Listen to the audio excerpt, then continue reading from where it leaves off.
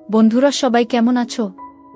বন্ধুরা আজকে তোমাদের আপন মায়ের সাথে রাতে কাজ করার অসাধারণ একটি সত্য ঘটনা বলবো। গল্পটি শেষ পর্যন্ত শুনলে তোমরা বাধ্য হবে হাতের কাজ করতে। না হলে সবাই আমাকে কাজ করে দিয়ে যাবে, আমি বাধা দেব না। যখন আমি কলেজে উঠলাম তখন আসা যাওয়ায় সবচেয়ে সুবিধা হলো মামার বাসা থেকে। যদিও আমি নিজের বাসা থেকেই আসা যাওয়া করছিলাম, তবে তা আর বেশি দিন হলো না। মামার আর আমার 11 বছরের পার্থক্য, বাট খুব আদর করেন আমাকে। একটা বিশাল কোম্পানিতে জব করে, প্রচুর মাইনে পায়, কিন্তু চাকরি পাবার পর থেকে তার সাথে আমার খুব কমই দেখা হয়। সে অফিসে যায় আর ফিরে আসে, তা দেখা মোটামুটি কষ্ট। সকালে 7টার দিকে গাড়ি আসে আর রাতের 2-3টায় ফিরেন। আমার মামার বিয়ে হয়েছে আজ প্রায় 4 বছর। মামি আমার একটা পাঞ্জাবি বাঙালি মেয়ে। আমার একাদশ শ্রেণীর কথা, তাই তখন মামির বয়স 23-24 চলছে আর আমার 18। নাম তার হারলিন সিং। ওনার বাবা পাঞ্জাবি, মা বাঙালি। মামির একেবারে যে কোনো পাঞ্জাবি কুডির মতো দেখতে, একেবারে দারুণ মেয়ে বলা যায়। মামিকে আমার ভালো লাগে কারণ তিনি আমার কাছাকাছি বয়সী আর আমাদের বাসায় আসলে তার আমার সাথে সময় কাটানো চাই। কলেজে উঠার আগ পর্যন্ত আমার মামার বাসায় আমি তেমন একটা যেতাম না, তাই নিয়ে মামি প্রচুর রাগ করত। কিন্তু কাহিনী মোড় নিতে লাগলো কলেজে উঠার 2 মাসের মধ্যেই নিজের বাসা থেকে কলেজ, আর কলেজ থেকে বাসায় ফিরে আসলে আমার কথা বলারও অবস্থা থাকে না। সমস্যা হলো 13 কিলোমিটারের রোড যেটা ধরে আমাকে কলেজে যেতে হয়, তার অবস্থা ভগবানের কৃপায় চাঁদ দেখতে যেমন তেমন। তাই বাধ্যগত হয়ে শনিবার রবিবার ছুটিতে নিজের বাসায় আসি, বাকি 5 দিন মামির কাছেই থাকি। একমাত্র বোনের একমাত্র ছেলে বলে মামা খুব খুশি, কিন্তু মামির কথা বলতে পারছিলাম না, কারণ তারা একা থাকে 2 জন। তাদের জন্য বাসা মানেই ফ্রি স্পেস। আমি গেলে হয়তো তারা সেই কমফোর্ট জোনটা হারিয়ে ফেলবে। আমি ভাবছিলাম তিনি অখুশি হবে, তবে ব্যাপারটা একটু আলাদা। মামি শুধু দেখতেই সুন্দর না, তার মনটা খুব ভালো। 2-3 সপ্তাহের মধ্যেই আমাদের মধ্যে মোটামুটি ফ্রেন্ডের মতো অবস্থা হয়ে উঠল। তার সবচেয়ে বড় কারণ, তাকে সপ্তাহে 5 দিনই একা থাকতে হয়। বলতে ভুলেই গেছি, মামি তখন 5 মাসের গর্ভবতী। তাই মামিও একা বাসায় আমাকে পেয়ে ভালোই মেতে উঠেছে। আমাদের মধ্যে আরও একটা ক্লোজ সম্পর্ক আসে ননভেজ খাওয়ার কারণে। আমাদের পরিবার শাকাহারী, মানে আমাদের মাংস খাওয়া নিষেধ। কিন্তু কলেজে উঠার পরেই বুঝতে পারলাম এটা তো মহা ভুল। Chicken shawarma, grill, roasted mutton, জালালা কাবাব, মাটন বিরিয়ানি, ফ্রেন্ডরা যে এমন নেশা লাগানো, এটা নিয়ে কি বলবো। একদিন বন্ধুদের সঙ্গে জমিয়ে মাটন শর্মা খেয়েছিলাম। বাসায় ফিরে আসার পর মামি দরজা খুলে দিল। মামির পেট এখন ফুলে গেছে।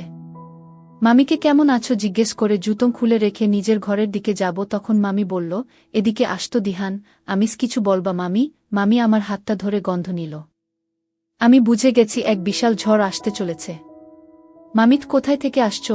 আমিস কেন? মামি কলেজ থেকে ফিরছি। মামিক আসার পথে ভুল করে কোনো কিছু খেয়েছ? আমিস মাথা নাড়ালাম না ওরে। মামি আমার হাতটা আবার নাকের উপর ঘুরিয়ে নিল। মামিক কয়লাতে পোড়া মাটন খুব মজা হয়েছে খেতে, তাই না? আমি খাইনিতে মামি। মামিক তাহলে কোনো মেয়েকে খাইয়ে দিয়েছা? গার্লফ্রেন্ড নিশ্চয়ই। আমিস না মামি, এমন কিছুই না। মামিক থাক বাবা, আমাকে না বললেও চলবে। তোমার সাথে কথা বলে লাভ নেই হু। আমি একটু দেখি জিজ্ঞেস করে দিদি কিছু জানে কি না। আমিস বলিও না প্লিজ মামি, ভুলে খেয়ে ফেলেছি, আর খাবো না। আম্মু জানলে আমার সাথে কথা বলবে না। মামিক খুব মজা হয়েছে খেতে। আমিস না, আমি শুধু অল্প একটু খেয়েছি। মামি আমার কলারে লেগে থাকা ঝোলের দাগ ধরে বলল, তুমি তো শুধু লেবু খেয়েছা। শার্ট দাও, দাগ তুলতে হবে। আমি করে নিচ্ছি মামি।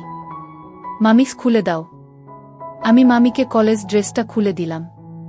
মামি মুচকি হাসতে হাসতে ওয়াশিং মেশিনের দিকে চলে গেল। মামি কিছু বলল না আমাকে। সেদিন আর কিছু জানতে পারলাম না। আরও কয়েকদিন পর মামি হুট করে এসে বলল, দিহান একটা কাজ করবা, কিন্তু কাউকে বলা যাবে না। আমিস মামিক প্রচুর ইচ্ছে করছে ননভেজ খাওয়ার। মামিক এভাবে তাকাচ্ছ কেন? প্লিজ আমিস, আমি মামাকে বলে দিই। মামিস প্লিজ। আমি ওদিন বলেছি তুমি খেয়েছ? তোমার ভাই খেতে চেয়েছে, আমি না তো। আমিস মিথ্যুক একটা। মামিক সত্যি সত্যি তোমার ভাই বলছে খাবে। প্লিজ লক্ষ্মী আমার। আমিস আমার ভাই তোমার পেটে। ও কথা বলেছে। মামি আমার হাত নিয়ে তার ফুলো পেটের উপর রেখে বলল, তুমি নিজেই শুনে নাও। আমি হেসে উঠলাম। মামিস প্লিজ প্লিজ প্লিজ। রাজি হয়ে গেলাম। মামা এই বিকেলে তো অফিসেই, জীবনেও আসবে না এ সময়, তাই এক গাধা মাটন শর্মা আর চিকেন নাগেটস নিয়ে এলাম। মামি তো বেজায় খুশি। মামিক কোল্ড ড্রিঙ্কস আনোনি? আমি স্নাহ ভুলে গেছি। আমি নিয়ে আসতে খানিকটা দেরি হলো, আসার পর দেখি মামি খেয়ে সাবার করে দিয়েছে। মনে মনে আমিও মন খারাপ করে ফেললাম। দূর মাথা, এতগুলো নিজে একা খেয়ে ফেলল। আমাকে দিত একটু, আমিও খেতে পারতাম। আমি কোল্ড ড্রিঙ্কসটা রেখে রুমে এসে পড়তে বসে গেলাম রাগ করে। মামি দেখি একটা দুষ্ট মুখে পিছনে হাত লুকিয়ে আমার সামনে এসে দাঁড়াল। মামিস রুমে চলে এলো কেন? আমিস এমনি ভালো লাগছে না। মামিস ও আচ্ছা, রাগ করছো? আমিস না। মামিস নাক ফুলছে তোমার?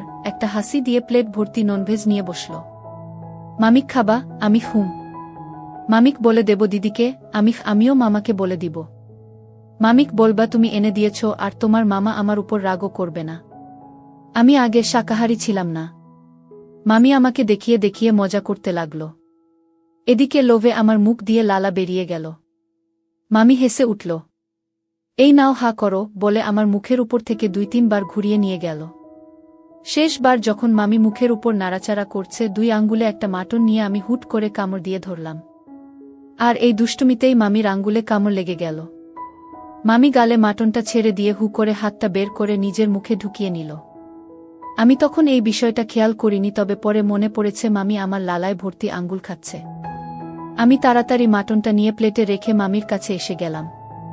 হাতটা ধরে সরি বলতে বলতে হাত বুলিয়ে দিতে লাগলাম।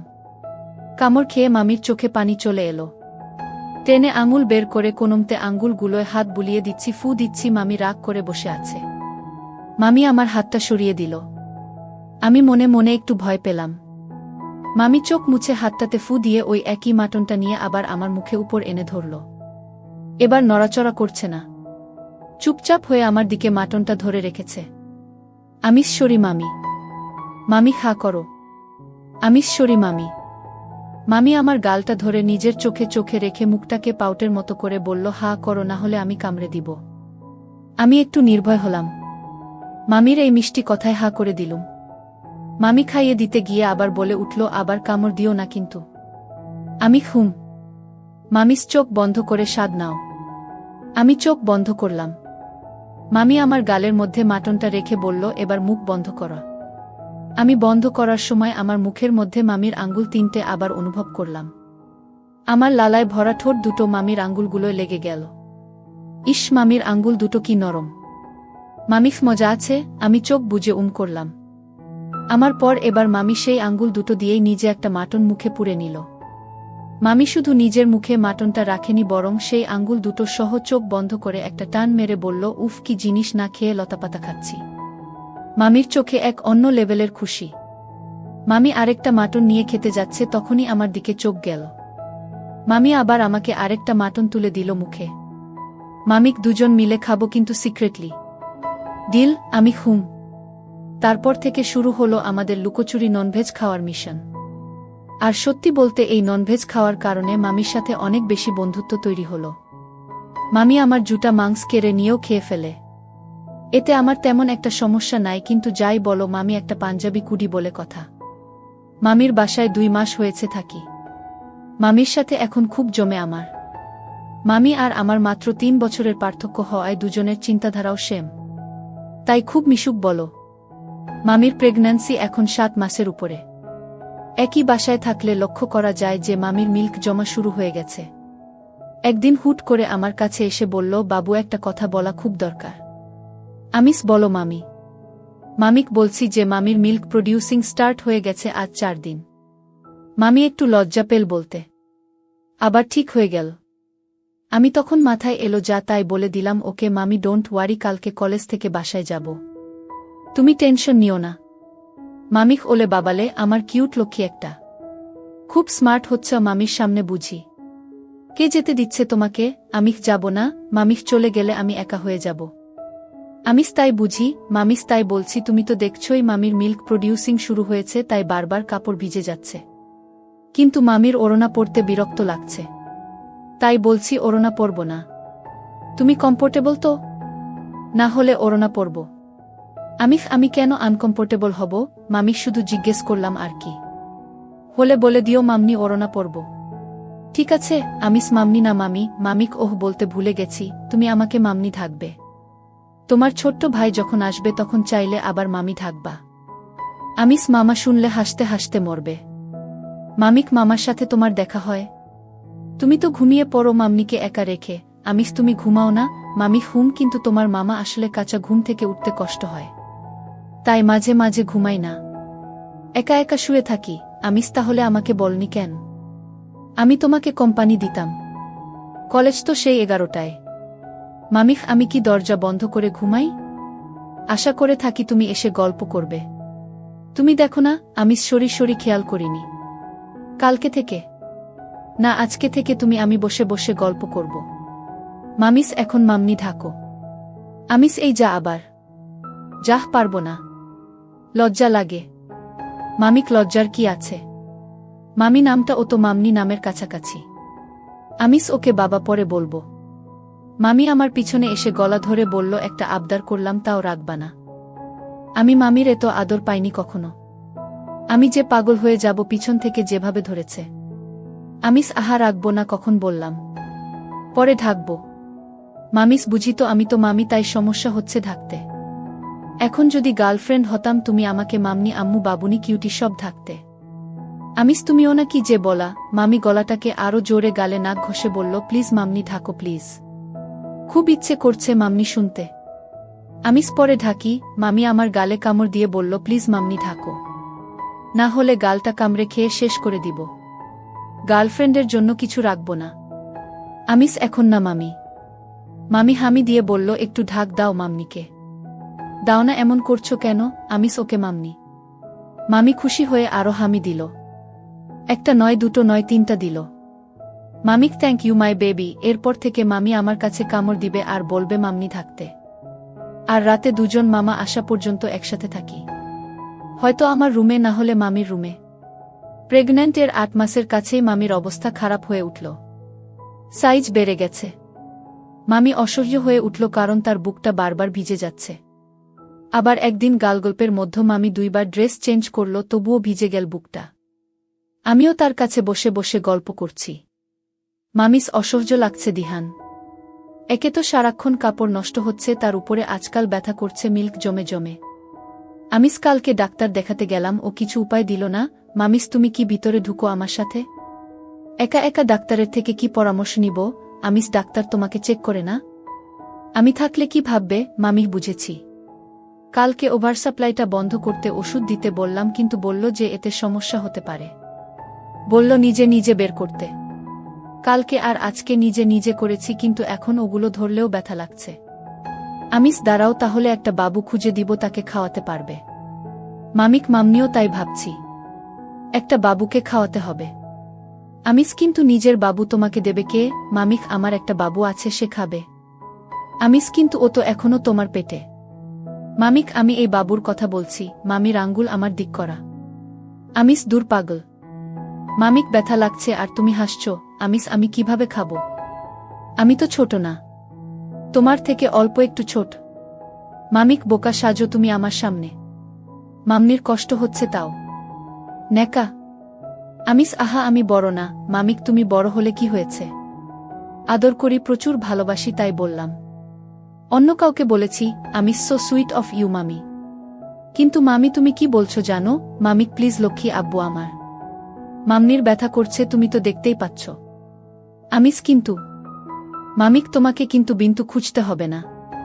মামনিকে সবসময় তুমি হেল্প করো, এবারও করবা। এত লজ্জা পাচ্ছ কেন? আমিস মামি আমি মামিক জানি না। তুমি আমার লক্ষ্মী আব্বু, তুমি ছাড়া আর কাউকে আমি দেখতেও দিব না, আবার খাওয়াবো তাকে। আমিস তুমি 3 বছর বয়সে থাকতে আমাকে জন্ম দিয়েছা? আব্বু থাকছ। মামিক আহা আদর বুঝো না। আদর করে ঢাকি, খাওয়াবো, তাই আব্বু ঢাকলাম। একটা কথা জানো, খুব মিষ্টি কিন্তু মামনির মিল্ক। আমিস দূর, আমাকে বাথরুমে যেতে হবে এবার। মামি হেসে উঠল, বলল ওটা ওটার জায়গায় পড়ে থাক, মামনি কিছু মনে করবা না। আমিস তোমার খারাপ লাগছে না? মামিক প্রতিদিন সকালে তুমি তো ঘুমে থাকো, কিন্তু তোমার জিনিসটা দাঁড়িয়ে থাকে। আমি তো রোজ মালসি দিয়ে ঢেকে দিই। এ আর নতুন কি? এখন তুমিই বলো, তুমি মামনিকে কষ্ট করতে দিবা নাকি হেল্প করবা? আমিস তুমি মামাকে বা আম্মু বলবা নাকি? মামিখ আমাদের মধ্যে মামা আম্মুকে আনছো বুদ্ধু। আমি রাজি হয়ে গেলাম। মামনি আমাকে সাথে সাথে বিছানায় নিয়ে গেল। মামিক চোখ বন্ধ করা। আমি চোখ বন্ধ করে আবার অনুমতি পেয়ে চোখ খুললাম। ঝুলে গেছে ভরে। আমিস মামনি এগুলো এমন দেখতে কেন? মামিখ অসুন্দর দেখতে, তাই না? আমিস না না, তা আমি কখন বললাম? বলছিলাম যে মামিস গর্ভবতীদের এমন হয়ে যায়, পরে আগের মতো সুন্দর হয়ে যাবে। তাছাড়া ভরা, তাই এমন লাগছে। মামির কাছে ছবি আছে, পরে দেখাবো। তোমার খুব পছন্দ হবে। আমিখ সরি মামনি। মামিখ ইটস ওকে। একটু খেয়ে নাও। এবার না খেলে কিন্তু গড়িয়ে পড়বে। পরে মামনি সময় দিব, তখন দেখো মন ভরে। আমি এগিয়ে গেলাম। মামি আমার মুখের উপর তুলে দিল।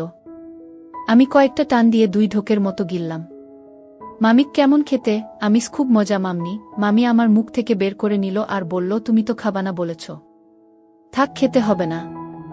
আমি সেটা ধরে মুখে নিয়ে একটানে কতগুলো খেয়ে বললাম, জানো না খেতে সময় বাবুদের জ্বালাতে নেই। আমি কিন্তু কাঁদব।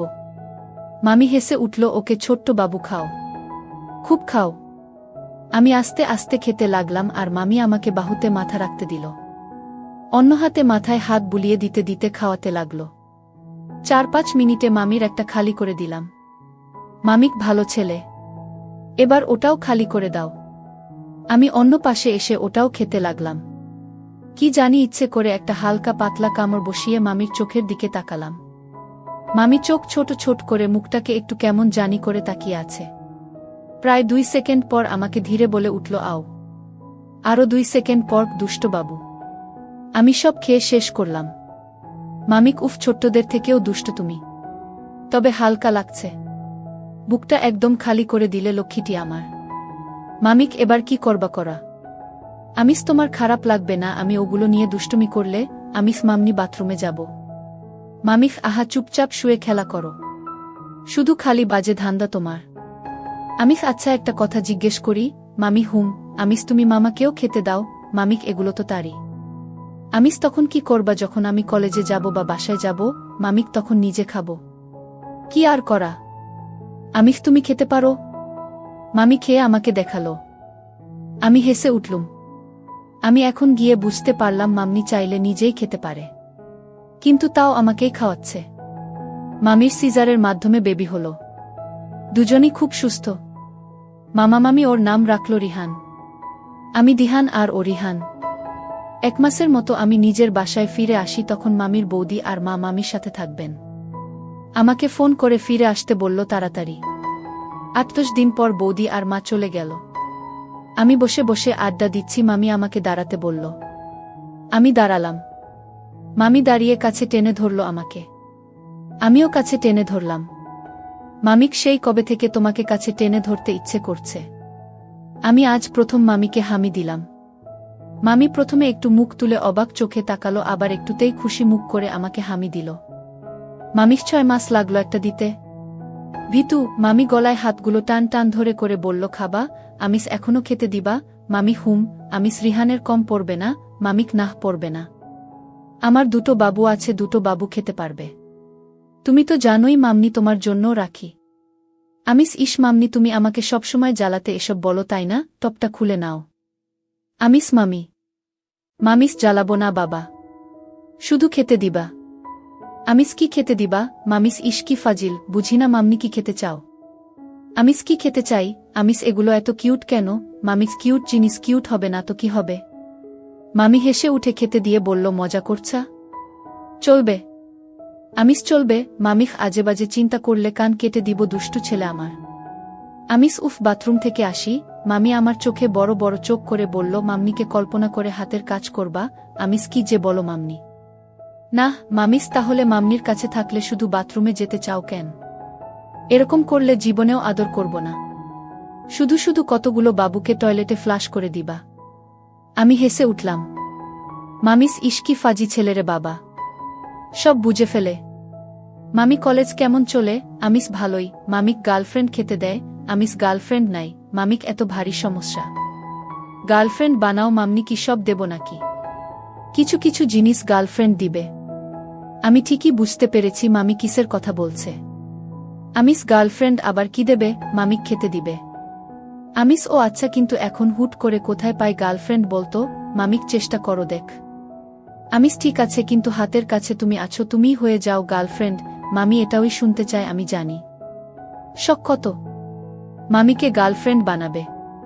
ভয় করে না আমিস, ওটা তো হবু গার্লফ্রেন্ড অলরেডি জানে। মামিস এই দুষ্ট ছেলে, মামনি বুঝি তোমার হবু গার্লফ্রেন্ড? আমি হুম, পার্মানেন্ট বানাতে চাই। হবা মামিস শখ কত? আমিস প্রপোজ করব। মামি গলায় রাখা হাতগুলোকে আশকাট্টি মোচড় দিচ্ছে। মনে হয় ভাবছে। বলল, না থাক, লাগবে না, এমনিতেই পটে গেছি। গার্লফ্রেন্ড হব, কিন্তু কাজ হবে আরও পরে। সেলাই একদম শুকিয়ে যাক তারপর। আমিস সত্যি বলছো? মামিক তোমাদের দুই ভাইয়ের দিব্যি। মামি রাতে বাবুকে ঘুম পাড়িয়ে আমাকে ঢাকতে এলো ডিনার করবে বলে।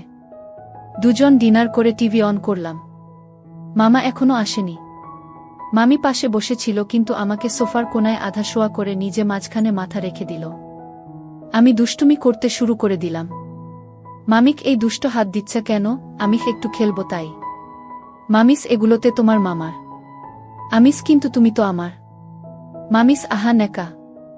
আমি তোমার কখন হলাম? আমি তুমি আমার না। মামি, হুম তোমার। কিন্তু আজই তো জিএফ হলাম।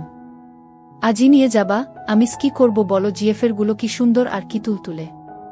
মামিক তেল দিচ্ছা? আমিস বললে, মালিশ করে দিব তেলগুলো দিয়ে। মামিস, বাব্বা। ওকে বাবা, খেলো, কিন্তু জোরে দিলে বেরিয়ে কাপড় নষ্ট হয়ে যাবে। আমিস, ডোন্ট ওয়ারি, আমি নিজের হাতে চেঞ্জ করিয়ে দিব। মামিস, এই দুষ্ট ছেলে একটা। চুপি খেলো মন ভরে। আজ মামা আসার পরও জেগেছিলাম। আরও 15 দিনের মতো কাটল। মামির কাটা দাগ শুকিয়ে গেছে। এবার আস্তে আস্তে দাগটা মুছে যাবে। আজ আবার সকালে মালসির নিচে দিয়ে কাউকে উপর আসার শব্দ পেলাম। মামি আসছে নিচে দিয়ে। এসে গলা শুয়ে গেল। আমি জিজ্ঞেস করলাম, রাতে ঘুমাওনি? মামিক, তুমিও তো ঘুমাতে পারোনি। রিহান সারারাত কান্না করল। সকালে ঘুমিয়েছে। আমিস, মামা, মামিক চলে গেছে। ঘণ্টা খানেক মামিকে আমার উপর নিয়ে ঘুমালাম, তখন হুট করে রিহান কেঁদে উঠল। মামি আমার উপর থেকে উঠে চলে গেল। একটু পরে কান্না বন্ধ হয়ে গেল। মামিস, কই লক্ষ্মী, এখানে চলে আসা। মামি ঢাক দিল। আমি গেলাম ওনার রুমে। মামি ইশারায় কাছে যেতে বলল। আমি মামির পাশে শুয়ে গেলাম। তারপর তিনজন দুপুরে ঘুম থেকে উঠলাম। মামি আমাকে তুলল। মামিস, উঠো, ক্ষুধা লাগেনি? আমি উঠে দেখি রিহান খাচ্ছে। লোভ সামলাতে পারলাম না। মামিও বুঝতে পেরেছে। আমি হুম। আজ সাত সকালে আমাকে ঘুম থেকে উঠাতে এসে বলল, আজ নাকি নতুন কিছু দিবে। আমি তো উৎসাহী হয়ে বসে আছি। মামি কি করছিল জানি না, আমি বসে আছি, মামি হুট করে এসে আমাকে টেনে তুলে বিছানায় ফেলে দিল। মামি মাথার চুলগুলো পিছনে বাঁধল। আমার উপর উঠে গেল। রিহানের 3 মাস পূর্ণ হল। মামির দাগ মিলিয়ে গেছে মোটামুটি। আমি একদিন চেয়েছিলাম একটু এগোতে, কিন্তু মামি বলল, আর একটু অপেক্ষা করা। আমি জানি অপেক্ষা করলে এ সুখ জান্নাত হবে। তাই মামনির কথা মান্য করলাম। আজ সকাল থেকে মামি খুব সেজেগুজে আছে। হুট করে মিনি স্কার্ট একটা আর সারা টপ পরেছে। আমি ওকে বাসায় এমন দেখি না। বাবুকে ঘুম পাড়িয়ে আমার কাছে এলো। হাত ধরে বলল, আজ সব হিসাব বুঝিয়ে দিব।